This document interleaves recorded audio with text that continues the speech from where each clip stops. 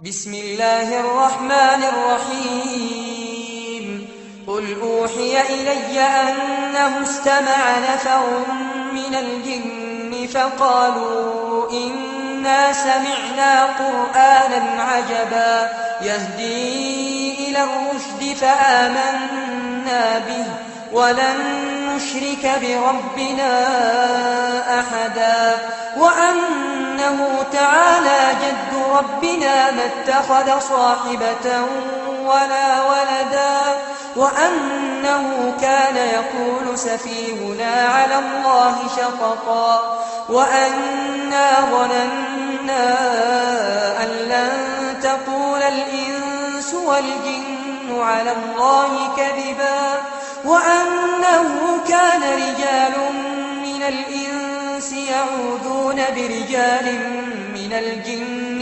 فزادوهم رهقا.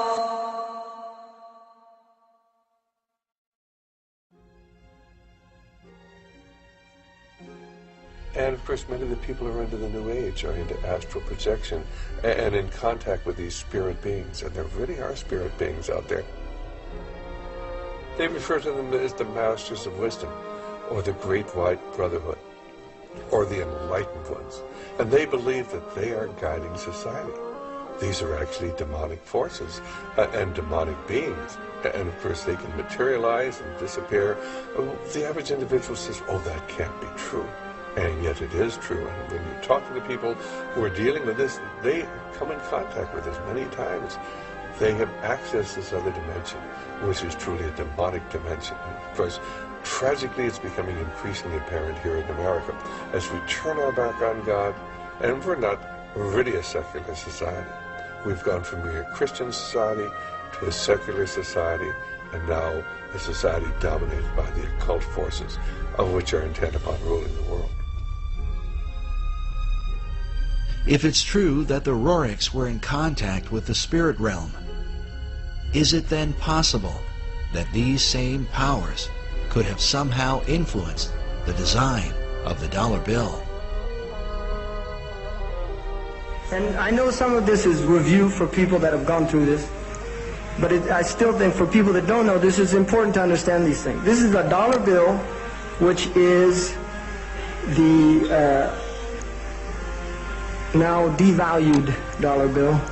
And on the back of the dollar bill, there's a seal on this side. It's called the Great Seal of the United States. That's what it's called. It's their seal. Now, behind the seal, this is actually what is behind the Great Seal of the United States, is a pyramid with one eye. Now, the one eye is the sun god, Re, which is where we get the word rays, sun rays. It is the sun god, same Mithraic character. And he shows up again and again. This is the Masonic god of the Ray.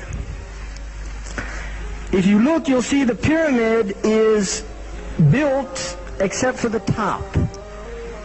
It's built except for the top. The eye is suspended above the top. It hasn't come down yet. Because they believe until they've finished the Masonic project, which is the what they say on the bottom, Novus Ordo Seclorum, and then Annuetta Chaptis, he is pleased with our project. In other words, the God they believe in is pleased with our project. What is the project? This is the question. What is the project that this God is pleased with? The project is literally the secularization of the world. To completely strip the world from religious beliefs. This is the project, and that is why it is called Novus Ordo Seclorum, a new secular or worldly order. If you translate that into Arabic, it would be a Nizam al-Alami ad-Dunyawi, not al-Jadid. It would be ad-Dunyawi, the new temporal order, the new order of the world. And we know what dunya is in Arabic. Dunya has a negative connotation in Islam, unlike alam, which does not have a negative connotation. If you read the Quran, alam is not a negative connotation. Rabb al-Alameen, Allah is Lord of the Alameen. We are part of the alam. The alam is the passive form of alim. It's what is known. It is how we know al-alim. The world is how we know Allah. We don't know Allah through dunya. Dunya is the the illusory nature of the world. It's the gharura, it's the aspect of the world that deludes you, thinking that you're permanent, thinking that you can transgress, thinking that you're independent from Allah. This is the dunya. Zionists do not, as they claim, represent the Jewish people. They like to claim they represent the Jewish people, but they most certainly do not. Anti-Zionism is not anti-Semitism. Authentic Orthodox Jews totally oppose Zionism. They sympathize entirely with the Palestinian cause, and they protest the wrongs that are done to them. We want to say that whatever happens, if the Arabs will recognize the state of Israel, we as a Jewish people are forbidden to recognize even 1 inch of Jewish sovereignty. We are commanded in exile by God. We're not a nationalism. We are commanded by God that we're forbidden in exile to have even 1 inch of sovereignty, even if it will be handed to us.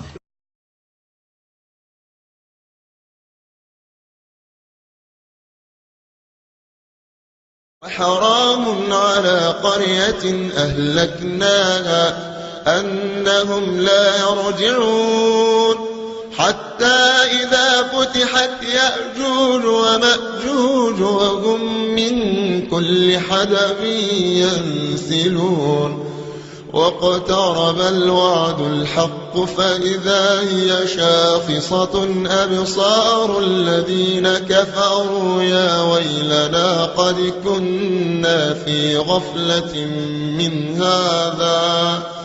من هذا بل كنا ظالمين. The Saudi army of Abdulaziz ibn Saud conquered Mecca. And Abdulaziz and Sharif Hussein packed his suitcase and off he went. British took him away. And so Abdulaziz ibn Saud is now in control of Mecca and eventually Medina. It's a Saudi Wahhabi alliance. Does he claim the Khilafah for himself now? No. What he does is, as soon as he enters Mecca in 1924 October, Abdulaziz ibn Saud makes a proclamation, and they're going to hate me for revealing this to you. The modern-day Kingdom of Saudi Arabia came into existence as a result of a rebellion against the Islamic Khilafah state. Britain sought to strike the Islamic State from within. Followers of the Wahhabi madhab by then had managed to establish an entity within the Islamic State, led by Muhammad ibn Saud and later by his son Abdulaziz.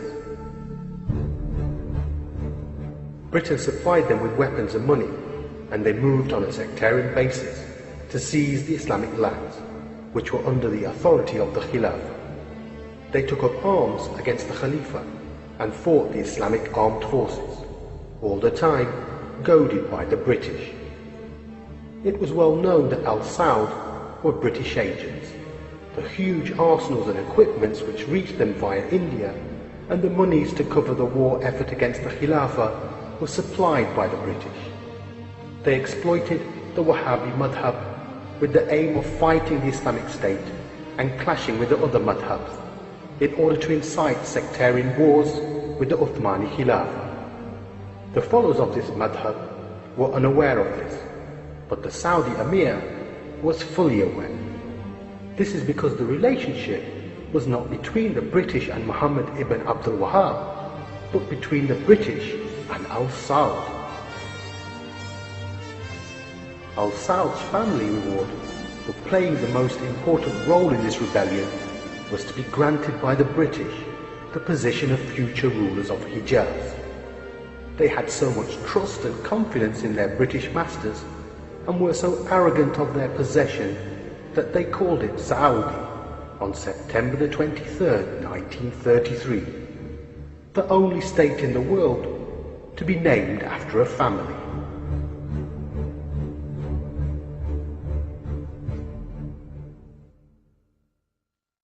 Contrary to popular Western myth, it is the Saudis that are dependent on the US and not the other way round. The relationship is one in which the Saudi regime has no leverage over the US, while the US exerts almost total control over the regime with the power to remove the regime overtly or covertly.